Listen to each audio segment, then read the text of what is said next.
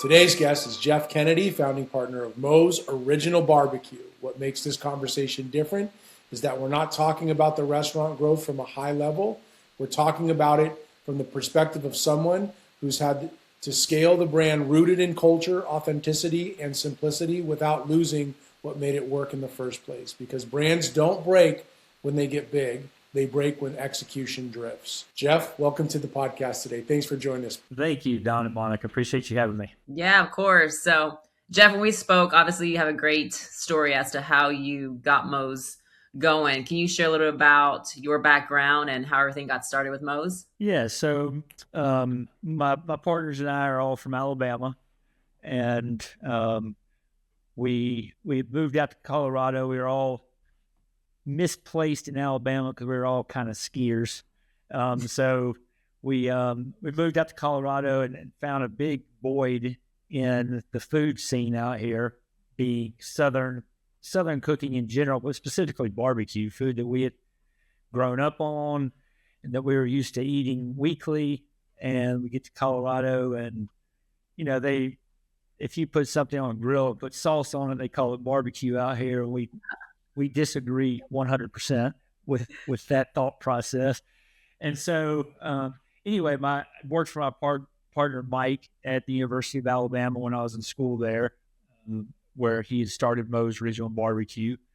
And Ben Gilbert and I, along with Mike, kind of restarted it out in Vail, Colorado, in a roadside trailer. We bought a 40-foot horse trailer and converted it into a legal kitchen and put it on the roadside and built a smoker out of my landlord's junkyard using a 500-gallon diesel barrel and a single-wide mobile home trailer, and just started cooking on the roadside and opened up and sold out for 100 days straight the first summer. We were really just kind of testing the waters, and we ended up having so much fun with it and had such a great resounding voice that came in, just kind of backing up our idea that barbecue is a needed food group everywhere. And so then we from there we started we got a brick and mortar and just started a small little barbecue business and started growing organically. We'd always kind of wanted to be in the mountains and at the beach. And so we were able to make our first growth down in Orange Beach, Alabama, one of our favorite little beach spots down on the Gulf Coast. And so then we kind of thought it was the ideal situation. We had a little barbecue joint in the mountains, a little barbecue joint on the beach, and what could be better? You just go back and forth from the mountains to the beach. As we all know that, business is not quite that easy.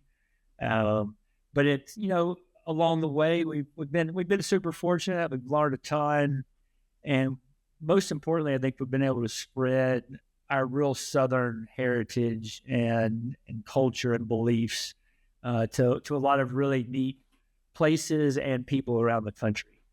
And so now we're up to 51 stores, I believe, and we try to keep it kind of a homegrown, down home feeling at every store. We really our goal with the restaurants is to when you walk in, we don't want you to think that it's a franchise. We want it to be kind of your hometown barbecue joint, and so from A to Z, we want it to be Moe's Original Barbecue and the recipes and the model that we've proven to be successful. But from Z to infinity, we want it to be the local owners' passions, the town's football teams, the employees' favorite music. We kind of want to bring Moe's, but we want to bring the local effect into every location. And so they've done a pretty good job of that. And so now we're running the team, running the brand out of Vail, Colorado, and where we still have our flagship store. And we do all of our training and kind of the template for success out of our stores here in Vail. And so, so that's where we're at. That's awesome. Well, I know we talked before, and barbecue. Monica and I love barbecue. In fact, I think we were on our first call. We talked about the fact that Michelin is starting to give barbecue restaurants, star ratings because of just how great that food really is. In your system, everything ultimately runs through operators and team members, right? Like most retail operations.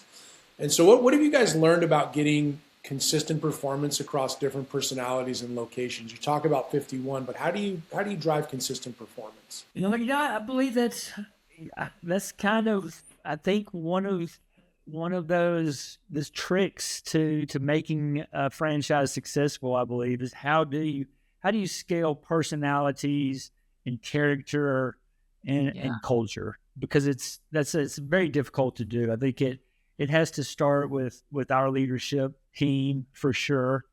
And I think it's relationships that we built between our partners, but also with the staff of every one of our restaurants. I can walk into a store in Southern Alabama today, and I'll know half of the employees that are working, because we've made the effort. We value the relationship so much that we've spent the time in person, and we spent the time on the phone in meetings, trying to purvey our vision of what Moe's is really about, what makes it successful, what is hospitality done really well, what is food that's cooked from scratch and has a million variables. How do we limit the variables and make the best food that we can every day? And really, I think it's just time and relationships. Our mission statement is to create authentic experiences through exceptional food and valued relationships.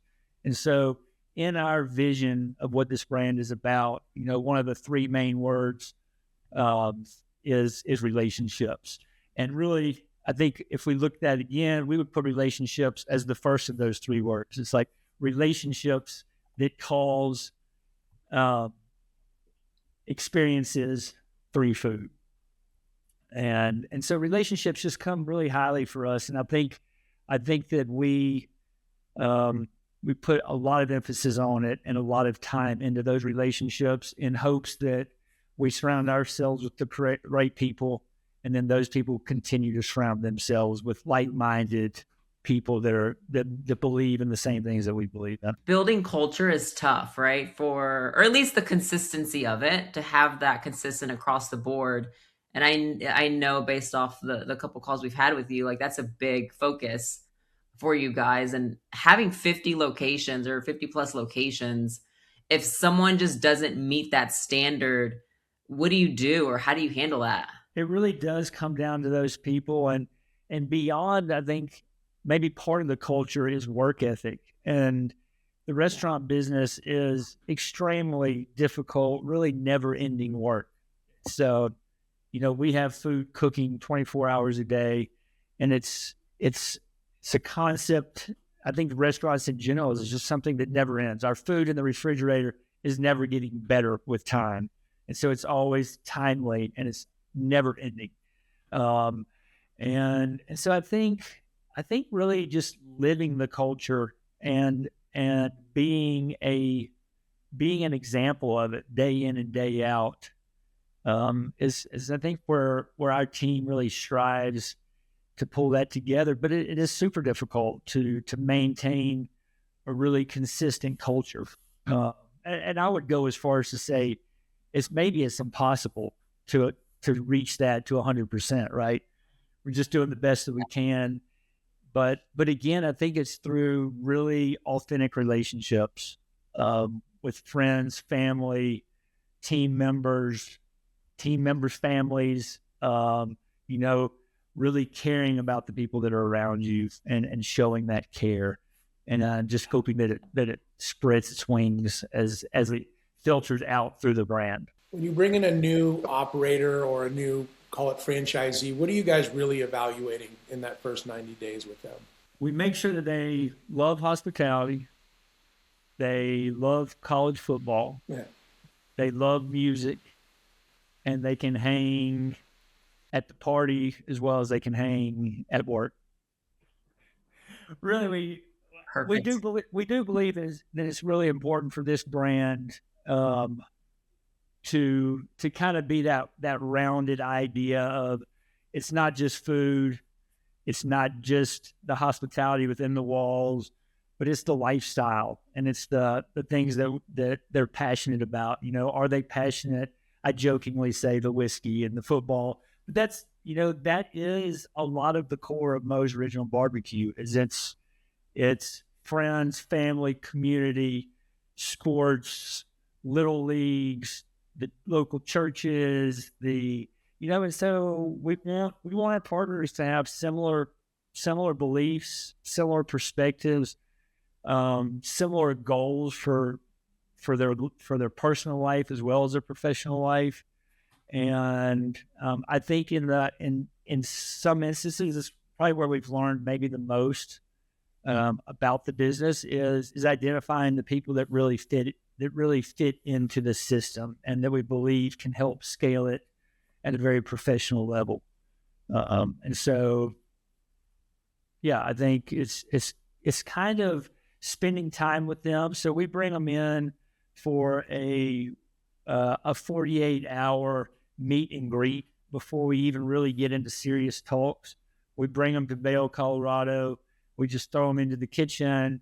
We sit around a conference table. We take them to our favorite restaurant down the street, and we just see how we get along. We see what their real interests are, what their real visions are.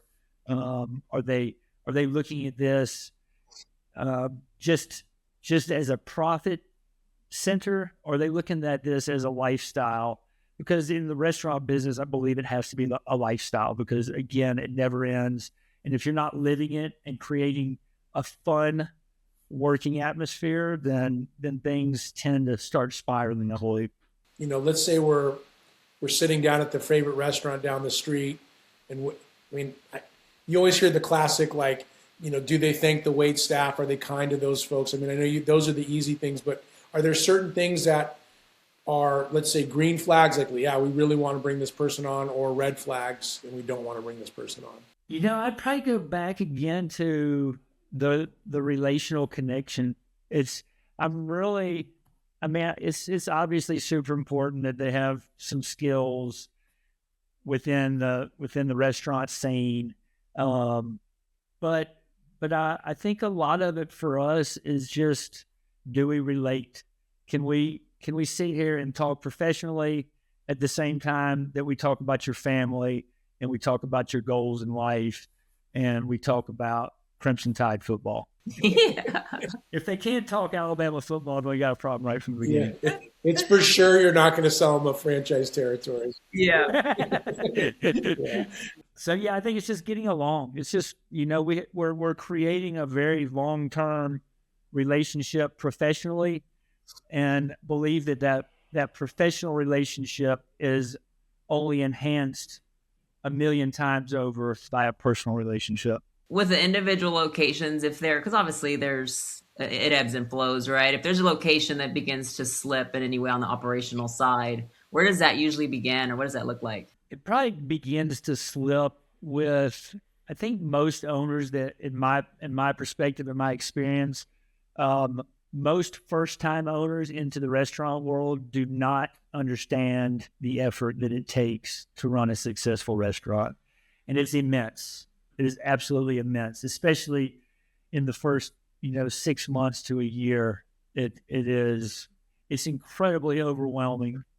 And so my team spends a lot of time in those early days. We try to preface the opening with the idea of how much effort this is going to take, but it doesn't matter. You don't get it until you're in the middle of it. Yeah.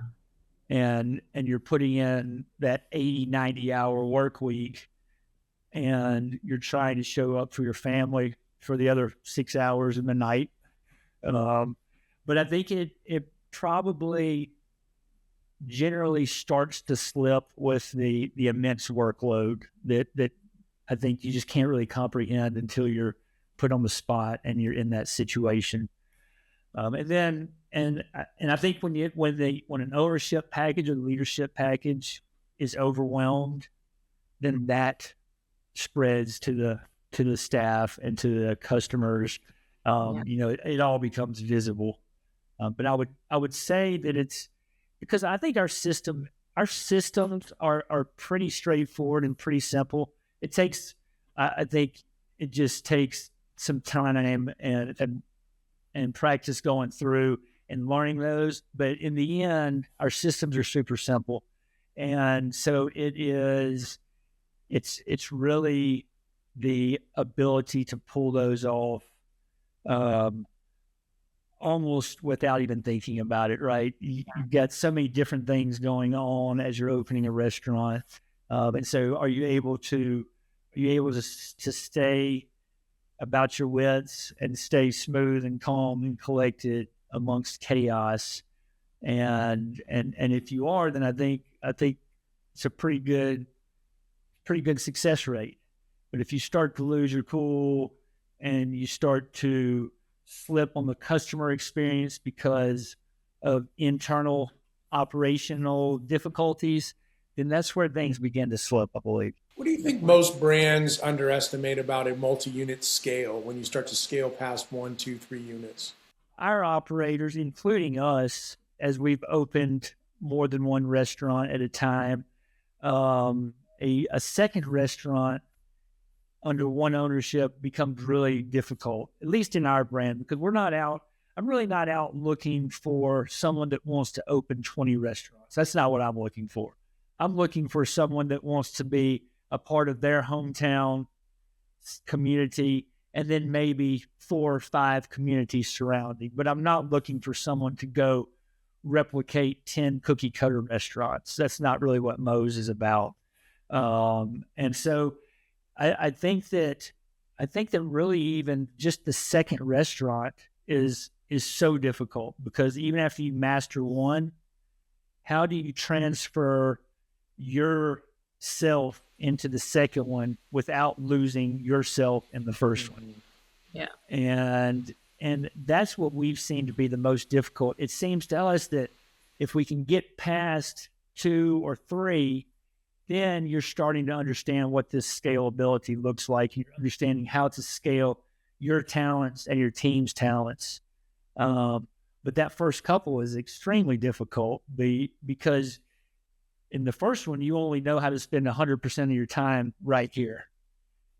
And then all of a sudden you split that in half and like, how do I spend my time? How does my management team spend their time split between 2? And so we found the most difficulty right there from 1 to 2 in scaling. A brand as a whole scaling, it's just difficult to continue to purvey your vision, and you become super anal about it.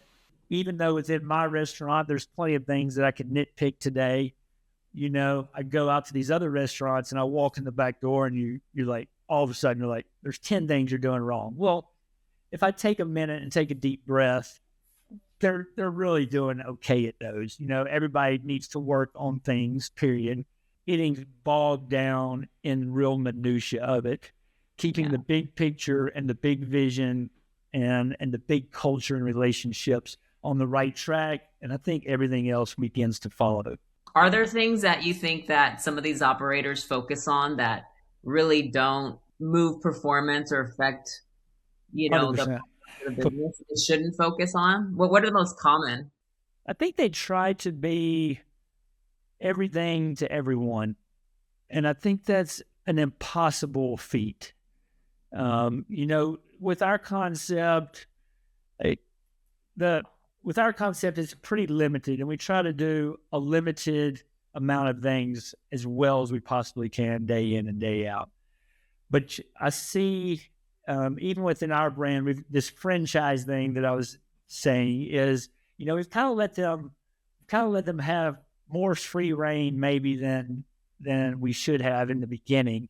And so it's spread to exactly what you're saying. It's like it kind of cracks the door open, and then the door is wide open to doing whatever.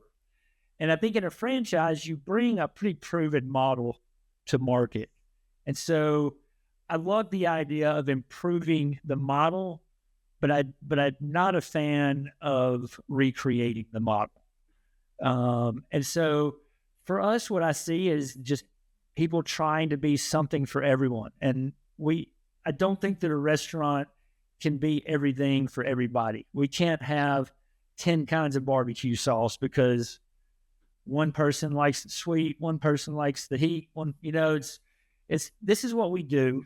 And we'll do our best to accommodate in different ways with specials on the menu and whatnot. But we'll just never, the brand that we are will never be everything to everyone. I'm not going to put random stuff on the menu. I'm not going to try to acquire more customers by being someone that we are not. And so I think keeping the franchisees, my partners, I don't even call it franchisees, my partners, just keeping them attuned to the fact that, hey, this is what we are. We are Moe's Original Barbecue. We cook badass food. We create a badass environment for friends and family to come enjoy themselves together. But I'm probably not going to be a great place for a group of tip vegetarians to go to lunch.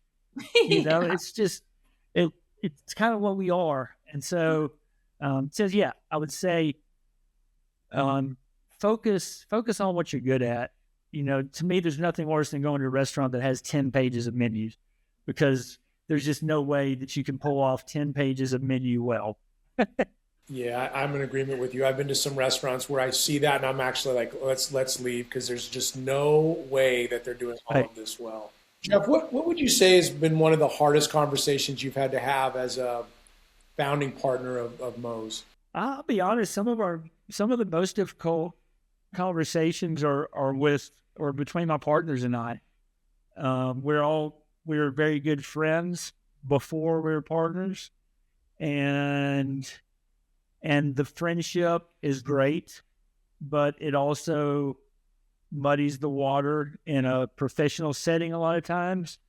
And so maintaining a professional relationship while maintaining a very close personal relationship when everything comes to money and growth and personal life visions. I would say that's some of the most difficult conversations that we've had in the past, and especially now, we have some different, as partners and friends, we have some different family situations, different goals in life, and so the direction of the restaurant, the leadership of the brand, they're really difficult conversations, and it takes a lot of time and really just some deep breaths and just agreeing that we're not going to agree on everything, but that we're great friends. We've got a great brand. We've got great opportunities, and we all have different visions in life. And so those have been the most difficult, especially maybe the past 5 years as I've gotten into, what I would call a successful business model. And we're getting later into our years of our professional lives. And it's like, what's next? How do we continue to scale this with our love, passion, our touch on everything, if we're involved less or if we're involved in very different capacities? How do you keep that intact as the brand matures and as we grow in life and our life outlook begins to change? Yeah, I can imagine. I probably won't go into an exact conversation. I don't know if you want to hear that. No.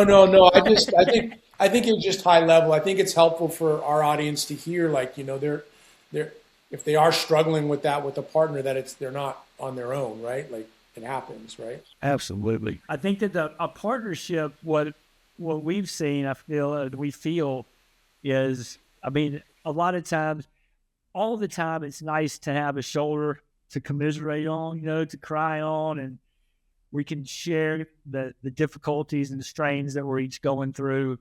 But then you turn around and the next minute you're like, man, I wish it was just one person making the call. But the partnership just brings so much texture and depth to everything. I believe it's really, for us, it's really important. The partnership and the strengths that we each individually bring is super important. but it also becomes super difficult. I can imagine that when you guys started in a horse trailer, you didn't imagine it would be where it is today, right? So I think growing and scaling to 50 plus locations, there had to have been a lot of challenges, especially just learning how to franchise. Because franchising in general, that's a whole learning course on its own, right? So I can only imagine, but I think that's great that you take that deep breath and kind of recoup, Yeah. Not I think you have to. all the time. It's okay. We get it. You have to just go back. For me, you go back to a relationship. That's the most important thing. It's not the business is not worth losing my best friend over. It's right. It's the relationships are just so important. And even with restaurants, so restaurants are obviously naturally high pressure environments. Like, how do you stay composed when everything is happening all at once? I think those are the people when you ask specifically about what makes an owner, how do you find the right owner? That is one of the absolute key characteristics, I believe, is that can you compartmentalize? Can you keep important things important, let really unimportant things slide for a minute, and appreciate and enjoy the chaos? Because the restaurant, it drives me crazy if I'm in the restaurant and it gets busy and my employees start complaining. I'm like, this is why we're in business. This is how we all make money, by being busy and chaotic.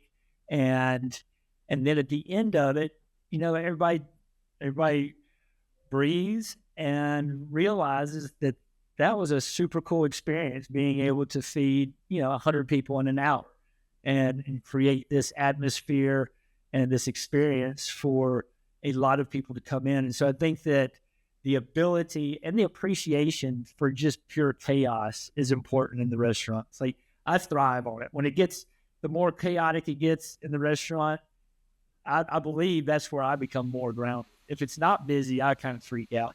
If someone's coming to Moe's for the first time, what is the go-to meal? Like what's the thing that they got to like?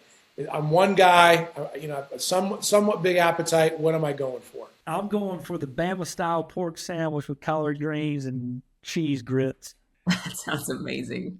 We do our Bama style. So a regular pork sandwich, it just comes with our red sauce and pickles, just kind of a basic. And then for the Bama style, we add a little plug of slaw and some white barbecue sauce to the sandwich. So, and then I love some collard greens. I think it goes good with barbecue, and then grits. I'll eat grits in every meal if I could. I love greens. I love collard greens. It's always it's always a go-to for me when I go to barbecue places, if they have it. When we started in Colorado selling collard greens, we could not get people to bite.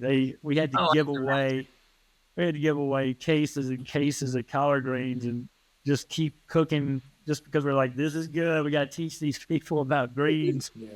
And now we sell a case every day. And just about every restaurant probably sell 50 cases of greens today. How many? Probably one per store, just about. Okay. Yeah, that's good. I mean, we just fly through them. Yeah, it's a staple now. Yeah. Mac and cheese is a staple. Okra?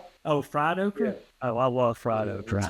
Yeah, mac and cheese has always been my go-to with barbecue, but it is. Yeah, I love mac and cheese. So yeah, if we run out of mac and cheese or banana pudding, we get some grief from the customers. Banana pudding. Oh yeah. Yeah. I'll actually be in Texas, going down to Texas tomorrow to visit my mom. So that's one of the things I'll have this weekend when I'm down there. Nice. They got some really good, kind of a different style than us, but really good. I think barbecue is good. It's a very personal thing, I think, for most people. It is, whether it's barbecue or just kind of comfort food, whatever people's comfort food is, it's so close to the heart for everyone. And so the style down in Texas is very different from Alabama style, but I so much appreciate it just because they absolutely just put their heart and soul into it, and they just love what the culture of barbecue is about there. And just, I think even within Texas, regionally, that it varies slightly the way that they approach barbecue. Yeah. It absolutely does. Absolutely does. Well, Jeff, thank you so much. We definitely need a I know I need to make a trip back to Vel because I want to try some Mo's barbecue because barbecue is my favorite food group. So, is there any last things you want to share before we close out? I appreciate y'all having me on here. Thanks a lot. That was a fun Sure. conversation. You know, I love the hospitality world. I think the hospitality world has definitely hit a hurdle with COVID 5 years ago, and and I think as a whole, the hospitality industry, we kind of thrived when COVID hit because against what was going on, people needed, community more than ever, even though it was hard to come into contact with people for a while. But I do think that the industry as a whole has had so many challenges the past 5 years, and the ripple effect from COVID and a million other factors out there. But it really seemed to be magnified with COVID. And I spent a lot of my time, as I travel a lot now for the brand and just for fun. I spent a lot of my time just trying to reinstill my passion and others' love of what hospitality is, because the industry needs good people. It's a real key to the fabric of America is the hospitality world, specifically restaurants for me. But I don't want to see people scared away from the restaurant world. I want to bring them back into the restaurant and the hospitality world, and be able to maintain a level of hospitality that keeps this country at the absolute apex of what hospitality done right is all about. And so I want to encourage people to not be scared from the industry because of the hard work and the uncertainties and the difficulties of it, but look at the industry as the potential of being able to really create experiences and a landscape for communities and families to come in and enjoy themselves, and you get this immediate gratification every day, and you're really in the industry. We're really doing good stuff that really keeps the heartbeat of America going. And we've had a hard time keeping people into this the last few years. The labor model has gotten extremely difficult. And I just really want to push that it's the long term and the fun and the congratulatory, appreciative scene that you get in there is just so worthwhile. And so come back to the hospitality industry. Let's keep this thing booming. Awesome. Great. Well said. Well said. And yes, there's a Mo's in anyone's area. Definitely go Gotta go. get some Alabama Come barbecue. see us. Come see us.